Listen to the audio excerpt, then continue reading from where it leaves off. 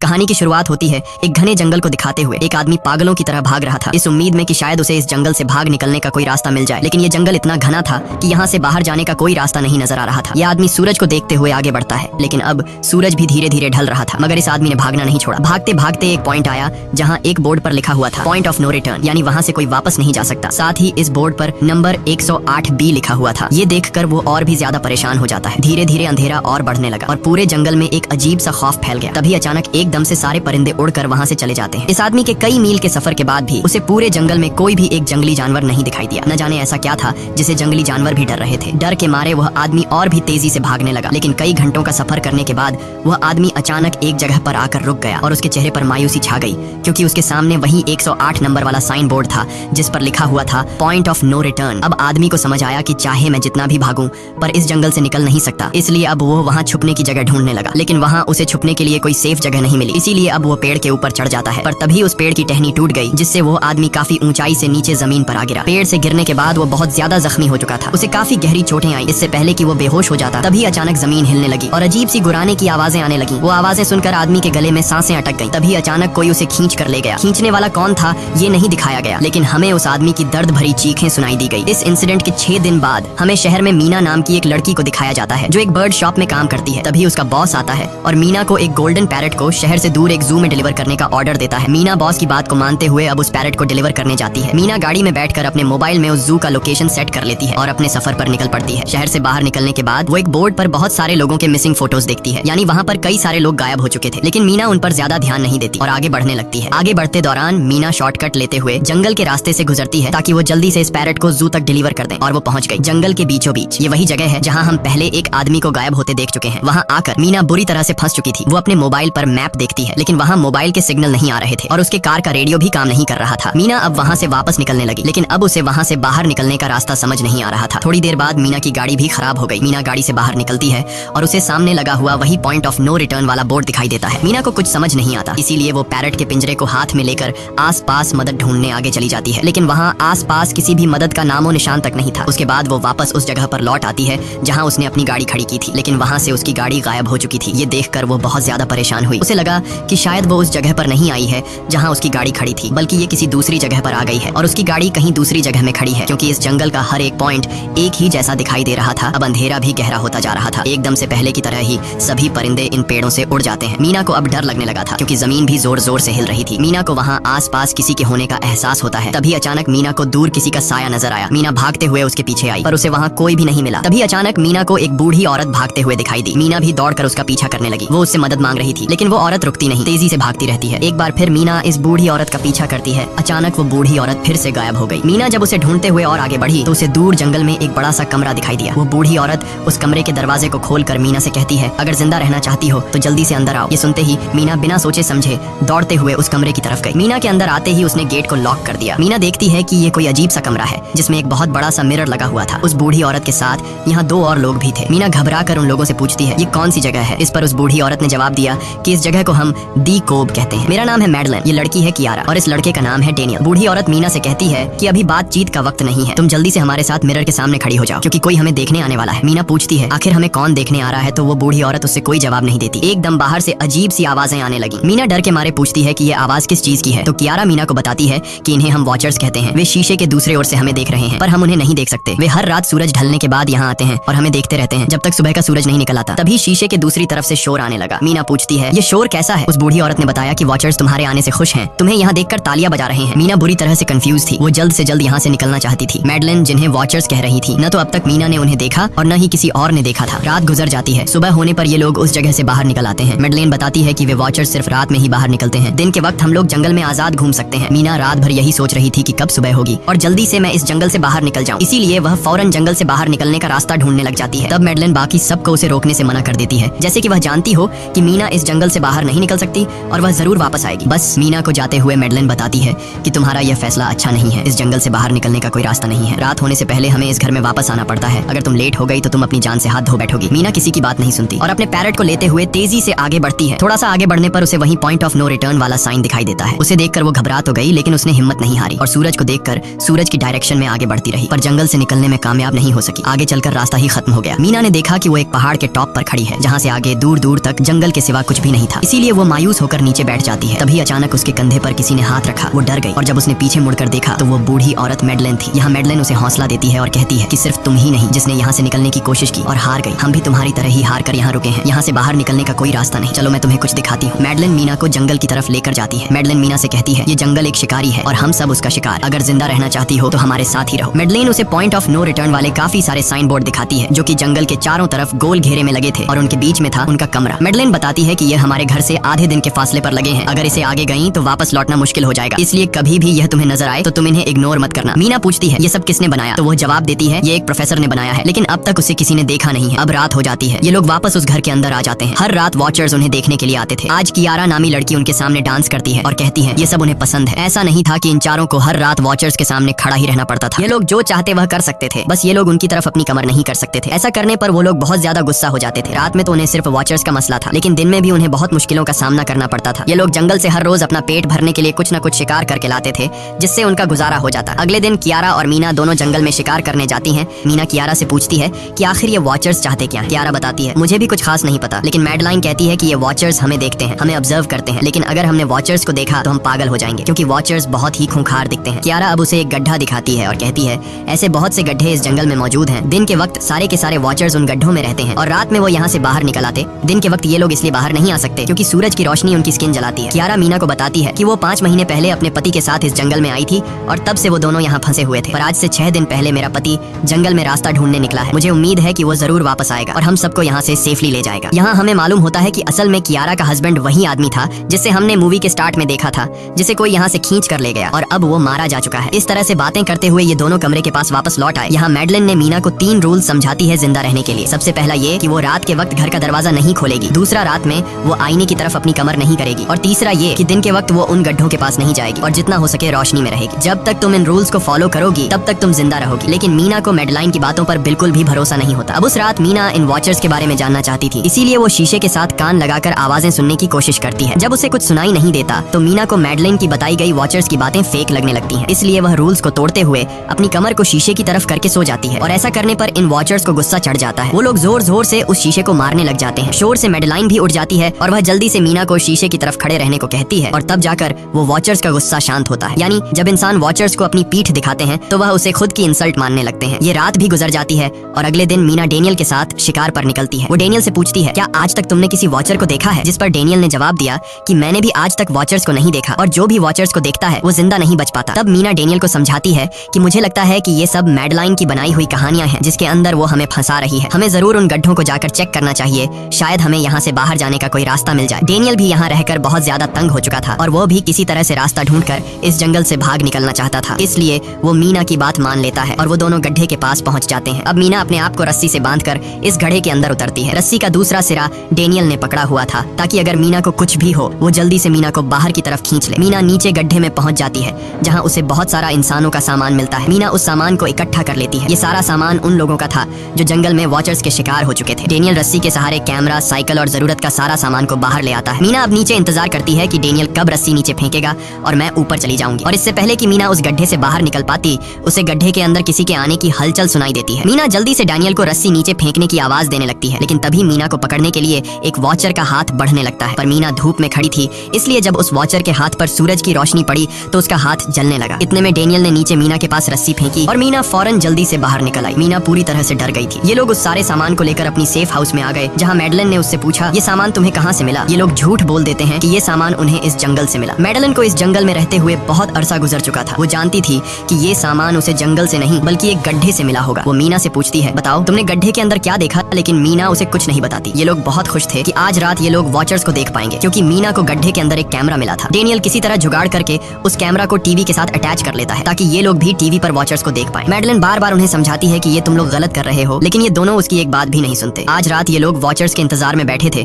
ताकि उन्हें वो देख पाए, लेकिन काफी रात होने के बावजूद भी आज कोई वॉचर उन्हें देखने नहीं आया और अब कुछ देर बाद उनके साथ कुछ अजीब सा होने वाला था। ये लोग बातचीत में मसरूफ थे कि तभी उनका दरवाजा खटखटाया जाता है, यानी दरवाजे पर किसी ने दस्तक दी। उन्होंने जल्दी से टीवी की तरफ देखा तो वहाँ उन्हें इंसानी टांगे दिखाई दे रही थी। बाहर जो कोई भी था वो कियारा के हस्बैंड की आवाज में बात कर रहा था और वो जल्दी से दरवाजा खोलने को कह रहा था। कियारा को लगा कि जरूर उसका हस्बैंड यहाँ से बाहर निकलने का रास्ता ढूंढ आया है। वो जल्दी से उठकर दरवाजा खोलने के लिए जाती है, लेकिन मैडलेन बीच में आकर दरवाजा खोलने नहीं देती। वो कहती है कि मैं जानती हूँ बाहर तुम्हारा हस्बैंड नहीं है, क्योंकि मैडलेन जानती थी कि कि रात के इस अंधेरे में कोई भी इंसान इस कमरे तक नहीं पहुंच सकता। लेकिन कियारा को मैडलन की बातों पर यकीन नहीं होता और वो दरवाजा खोलने की कोशिश करती है, जिसके बाद मैडलन कियारा से कहती है कि वो तुम्हें फंसा रहा है, तुम उसका इम्तिहान ले लो, तुम उसे कोई ऐसी बात पूछो जिसके बारे में सिर्फ तुम या तुम्हारा हस्बैंड जानता हो। कियारा बाहर खड़े हुए इंसान से एक किताब के बारे में सवाल करती है जिसके बारे में उसे पता होना चाहिए था, लेकिन जब बाहर खड़ा हुआ इंसान कोई जवाब नहीं देता तो ये समझ जाते हैं कि ये वॉचर ही है। ये लोग जब दरवाजा नहीं खोलते तो वॉचर उनके बाहर लगाए हुए कैमरा को तोड़ देता है और यहाँ हमें एक बात पता चलती है कि वॉचर्स इंसान के रूप में भी खुद को बदल सकते हैं। वॉचर्स उनकी इस हरकत पर बहुत ज्यादा गुस्सा हो गए थे। वे बहुत तेजी से शीशे को मारने लगे जिससे शीशे में एक बड़ा क्रैक भी आ जाता है, लेकिन यहाँ मैडलन समझदारी दिखाते हुए सबको लाइन से शीशे की तरफ खड़ा कर देती है, जिससे वॉचर्स का गुस्सा थोड़ा बहुत ठंडा हो जाता है और वे वहाँ से चले जाते हैं। अब यहाँ मीना मैडलन को बताती है कि हमने गड्ढे में से ये सारा सामान चुराया था। ये सुनकर मैडलन बहुत ज्यादा गुस्सा हो जाती है कि तुम लोगों ने दूसरा रूल भी तोड़ दिया। अगली सुबह मैडलन उस गड्ढे से लाया हुआ सारा सामान उठाकर वापस उसी गड्ढे में फेंक देती है, जिससे उन वॉचर्स का गुस्सा थोड़ा शांत हो जाता है। मगर अब इन लोगों को जंगल में बहुत ही ज्यादा अजीब चीजें दिखाई देना चालू हो गई थी और उसका सबसे ज्यादा असर डेनियल पर होता है। डेनियल अचानक बात बात पर बहुत ज्यादा गुस्सा करने लग जाता है। दूसरी तरफ कियारा, जिससे पहले उम्मीद थी कि उसका हस्बैंड जिंदा है और वो यहाँ आकर उसे यहाँ से बचा लेगा, लेकिन अब उसे पता चल चुका था कि उसका हस्बैंड अब वापस नहीं आएगा, जिसकी वजह से वह अंदर ही अंदर पूरी तरह से टूट चुकी थी और वो डिसाइड करती है कि वह वॉचर्स के इन गड्ढों में कूदकर अपनी जान दे देगी, क्योंकि अब उसके पास जीने की कोई वजह नहीं रही। वह ऐसा करने ही वाली होती है कि मीना आकर उसे बचा लेती है। इसी बीच हम देखते हैं कि डेनियल मैडलन की तरफ अजीब तरह से देख रहा होता है और वह गुस्से में आकर मैडलन को पेड़ के साथ बांध लेता है। डेनियल ने कहा कि अब मैं इस बुढ़िया के कोई रूल्स नहीं मानूंगा, अब यहाँ सिर्फ मेरी बात मानी जाएगी। अब रात होने वाली थी, इसलिए डेनियल कमरे की तरफ भागा और कियारा भी उसके पीछे भागी, लेकिन मीना मैडलन के पास आई और उसकी रस्सियां खोलने लगी। दूसरी तरफ डेनियल ने कियारा को लेकर कमरे का दरवाजा अंदर से बंद कर दिया और मीना और मैडलन को बाहर वॉचर्स के लिए छोड़ दिया। मीना और मैडलन डेनियल से दरवाजा खोलने के लिए गिड़गिड़ाते रहे। डेनियल से रिक्वेस्ट करते हैं कि प्लीज दरवाजा खोल दो, लेकिन डेनियल ने दरवाजा नहीं खोला। अब बाहर चारों तरफ अंधेरा छा गया और वॉचर्स के आने का टाइम हो गया, इसलिए अब मजबूरन उन्हें अपनी जान बचाने के लिए एक घने पेड़ के नीचे रहकर छिपना पड़ा। थोड़ी देर बाद उन्हें वॉचर्स की गुराने की आवाजें आने लगी। इस टाइम मीना और मैडलन के साथ हमें भी उन वॉचर्स की एक झलक दिखाई जाती है। ये लोग लंबे पतले और खतरनाक थे। सब अपने अपने गड्ढों से निकलकर इंसानों को देखने के लिए उस सेफ रूम तक पहुंचते हैं और जब ये लोग देखते हैं कि मीना और मैडलन वहाँ नहीं है तो वो उनको खाने के लिए जंगल में ढूंढने लग जाते हैं। और जब ये वॉचर्स दूर जाते हैं तो मौके का फायदा उठाते हुए ये दोनों फिर से सेफ रूम तक आ जाते हैं और डैनियल से रो रो कर दरवाजा खोलने को कहते हैं। इस बार डैनियल के दिल में रहम जाग जाता है और वो उनके लिए दरवाजा खोल लेता है। अब अंदर जाने के बाद पहले तो मैडलन डैनियल पर गुस्सा करती है और फिर इन सबको शीशे के सामने खड़ा करके वॉचर्स के बारे में कुछ बातें बताती है। मैडलन ने कहा कि अब तक हम बहुत से रूल्स तोड़ चुके हैं, इसलिए मुझे नहीं लगता कि इस बार वॉचर्स हमें माफ करेंगे। मैं तुम लोगों को वॉचर्स के बारे में कुछ सच्चाई बताना चाहती हूँ। दरअसल मैं जब यहाँ पहली बार आई थी तो मैंने कुछ ऐसा देखा जिससे मेरे होश उड़ गए। मैंने अपना ही एक डुप्लीकेट देखा। असल में वो एक वॉचर था जो मेरा रूप लेने की कोशिश कर रहा था, हालांकि उसकी आंखें और बाल बिल्कुल परफेक्ट नहीं थे। मीना ने पूछा कि आखिर ये वॉचर्स हैं क्या चीज, जिस पर मैडलन ने जवाब दिया कि ये सारे क्रीचर्स फेरीज हैं जो किसी जमाने में इंसानों के साथ मिलकर रहते थे। फेरीज पंखों वाले एक जादुई जीव थे, लेकिन वक्त गुजरने के साथ इंसानों को फेरीज की शक्तियों से डर लगने लगा, इसीलिए इंसानों ने फेरीज को खत्म करने का सोचा। इंसानों की तादाद ज्यादा थी, इसलिए फेरीज इंसानों का मुकाबला नहीं कर पाए। इंसानों ने इन फेरीज को जंगल में एक बहुत बड़े गड्ढे के अंदर कैद कर लिया और उन्हें श्राप से हमेशा हमेशा के लिए इस गड्ढे में बंद कर दिया। उसके बाद फेरीज कई 100 सालों तक उस गड्ढे में कैद रहे, लेकिन फिर वक्त के साथ उन्होंने जमीन के अंदर खुदाई करके निकलने के रास्ते बना लिए। आज वही फेरीज वॉचर्स के रूप में गड्ढों से निकलकर हमारे सामने आते हैं। हालांकि कई 100 सालों तक जमीन के अंदर रहने की वजह से उन्होंने अपने पंख और जादुई शक्तियां खो दी और साथ ही उन्हें सूरज की रोशनी से तकलीफ होने लगी, लेकिन अब भी उनमें रूप बदलने की शक्ति है। इस पर डैनियल ने मैडलन से पूछा कि ये वॉचर्स हमसे क्या चाहते हैं और ये हर रात हमें देखते क्यों हैं, जिस पर मैडलन ने बताया कि ये वॉचर्स एक बार फिर से जंगल से निकलकर इंसानों के बीच रहना चाहते हैं, लेकिन अपने असली रूप में ये इंसानों के बीच नहीं रह सकते। इसीलिए उन्होंने हमें यहाँ रखा हुआ है ताकि हमें देखकर हमारा रूप ले सकें और हमसे आज के दौर के तौर तरीके सीखकर इंसानों के बीच रह सकें। मैडलन ये सब बातें बता ही रही थी कि अचानक सभी वॉचर्स वापस लौट आए और जब वॉचर्स को पता चलता है कि मैडलन और मीना वापस अपने कमरे में आ गए हैं तो वो सब गुस्से से भड़क उठे और दरवाजा तोड़ने की कोशिश करने लगे। इन चारों ने टेबल को खींचकर दरवाजे के सामने रख दिया ताकि दरवाजा वॉचर्स तोड़ न सके, लेकिन वॉचर्स की ताकत काफी ज्यादा थी और इन चारों को पता चल चुका था कि जल्द ही वॉचर्स अंदर आ जाएंगे और उन्हें मौत अपनी आंखों के सामने दिखाई दे रही थी। तभी उन्होंने देखा कि टेबल को घसीटकर दरवाजे तक ले जाने की वजह से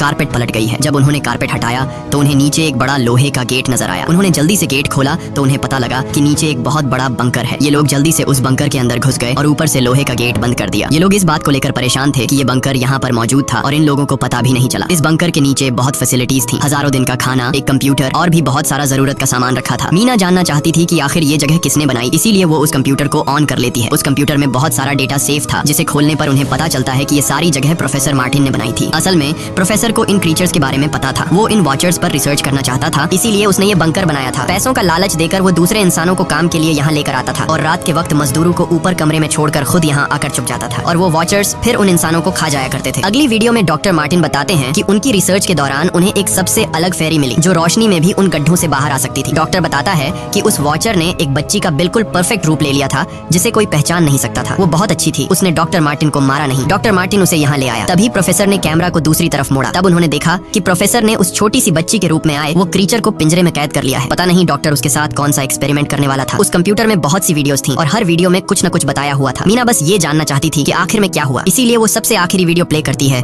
जिसमें वह देखती है कि प्रोफेसर खुद को और उस फेरी को मारने वाले हैं। मरने से पहले वह इस जंगल में फंसे हुए लोगों के लिए यहाँ से निकलने का रास्ता बता देता है और कहता है कि शाम में जिस डायरेक्शन में परिंदे भागते हैं उस डायरेक्शन में भागने से वे लोग इस जंगल से निकल सकते हैं। उसने इस रिकॉर्डिंग मैसेज में कहा था कि अगर कोई इस जंगल से निकलने में कामयाब हो गया तो यूनिवर्सिटी में जाकर मेरी सारी रिसर्च तबाह कर देना। मैंने यहाँ आकर बहुत बड़ी गलती कर दी। उसके बाद प्रोफेसर ऊपर चले गए और फिर 2 गोलियों की आवाज आई जिससे उन्हें समझ आया कि प्रोफेसर ने पहले उस फेरी को मारा और फिर खुद को गोली मार दी। आज रात ये चारों बहुत खुश थे क्योंकि उन्हें इस जंगल से जान छुड़ाने का रास्ता मिल गया था। अगली सुबह सभी लोग अब बंकर से बाहर निकलते हैं तो देखते हैं कि उनका सेफ हाउस उन वॉचर्स ने पूरी तरह तबाह कर दिया है और आज के दिन उन्हें लाजमी इस जंगल से निकलना होगा वरना ये लोग मारे जाएंगे क्योंकि रात को अब उनके पास छिपने के लिए कमरा भी नहीं बचाता। ये लोग अब यहाँ जंगल से निकलने के रास्ते में बढ़ने लगते हैं। वो परिंदे जिनके बारे में प्रोफेसर बता रहे थे वे तो शाम को उड़ने वाले थे लेकिन उन्हें शाम होने से पहले जंगल से बाहर निकलना था। इसलिए मीना अपने पास मौजूद पैरट को आजाद कर देती है। जिस डायरेक्शन में वह उड़ता है उसी डायरेक्शन में ये लोग चलने लग जाते हैं। चलते हुए रास्ते में ही उन्हें एक कब्र मिली। मैडलेन उस कब्र को देखकर बताती है कि एक वक्त था जब ये लोग इंसानों के साथ रहते थे लेकिन इंसानों ने उनके साथ बहुत बुरा किया, धोखा किया और उन्हें यहाँ जंगलों में फंसाकर खुद चले गए। कई घंटे सफर करने के बाद ये लोग एक नदी के पास पहुँच गए। वहाँ उन्हें प्रोफेसर का एक बोट मिला जिसको देखकर ये लोग बहुत खुश हुए लेकिन उनकी खुशी अब कुछ ही देर की मेहमान थी क्योंकि अब अंधेरा हो चुका था और वॉचर्स के आने का वक्त हो गया था। उससे पहले कि ये लोग डॉक्टर मार्टिन की बोट में बैठकर यहाँ से दूर चले जाते तभी उन्हें पीछे से किसी की आवाज आई। जब उन्होंने पीछे मुड़कर देखा तो वो कियारा का हस्बैंड था जो मदद के लिए चिल्ला रहा था। वो बहुत ही जख्मी हालत में था। बाकी सब बोट में बैठ चुके थे इसलिए डेनियल अकेला उसकी मदद के लिए गया। डेनियल कियारा के हस्बैंड को खींचकर बोट की तरफ लाने लगा लेकिन तभी ये लोग बोट से देखते हैं कि डेनियल जिसकी मदद करने गया वह कोई इंसान नहीं बल्कि एक वॉचर है जिसने उनके सामने ही डेनियल का रूप ले लिया। वो लोग कुछ भी नहीं कर पा रहे थे। अब उस वॉचर ने डेनियल को मार दिया। उन्हें इस बात का पता था कि वॉचर्स इस नदी को पार नहीं कर सकते हैं और फाइनली ये लोग खुद इस नदी को पार करके शहर तक पहुंच जाते हैं। और कहानी में असल ट्विस्ट इसके बाद आया। शहर पहुंचने के बाद ये तीनों अलग अलग रास्तों पर चले गए और कुछ दिनों बाद अब मीना जल्दी से डॉक्टर मार्टिन के कहने के मुताबिक उनके यूनिवर्सिटी में उनका सारा डेटा खत्म करने के लिए आई। उससे पहले कि वह उनका रिसर्च डेटा डिलीट कर देती तभी उससे वहाँ एक टेप रिकॉर्डर मिला और उस टेप रिकॉर्डर से मीना को एक नया राज मालूम हुआ। जब हजारों साल पहले इंसान और फेरीज एक साथ रहते थे